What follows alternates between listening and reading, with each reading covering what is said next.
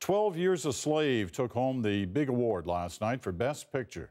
In his acceptance speech, director Steve McQueen dedicated the award to the millions who endured slavery, and then he said something that surprised a lot of people. Ron Charles looks at that. And the Oscar goes to 12 Years a Slave. The Best Picture winner tells the true story of Solomon Northup, a free black man living in New York State in 1851 who was kidnapped and sold into slavery in the South. Shall be beaten with many stripes.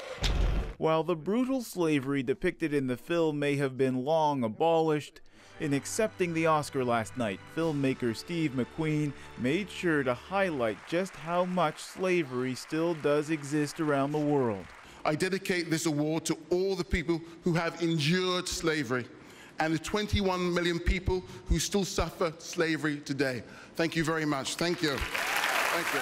Jeffrey Gunn co-founded an organization that raises awareness about the modern-day slavery McQueen talked about in his speech. Modern-day slavery is basically the inability of a human being to exit an exploitative relationship between what we might equate historically to master and servant upon threat of violence and or death. He says that happens even in Canada. In Canada, it's estimated that approximately 6,000 people are living under conditions of slavery even as we speak right now. Cases like the one in Hamilton, Ontario 2 years ago, a family convicted of luring 19 men from Hungary with promises of work, only to seize their passports and the wages from their jobs while confining them to deplorable conditions. Now it's really gone into different directions. You're talking about child soldiers, you're talking about forced marriage, you're talking about forced labor, the list goes on and on.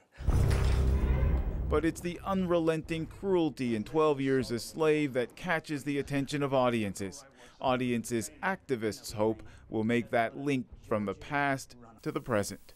Ron Charles, CBC News, Toronto. Just last week, Mauritania agreed to work towards eradicating slavery. The practice has only been officially designated a crime there since 2012. According to the Walk Free Foundation, 4% of Mauritania's population is enslaved. That includes human trafficking and forced labor. Haiti and Pakistan also rank among the worst countries in the world for slavery, as does India, where estimates suggest between 13 and 15 million people are enslaved.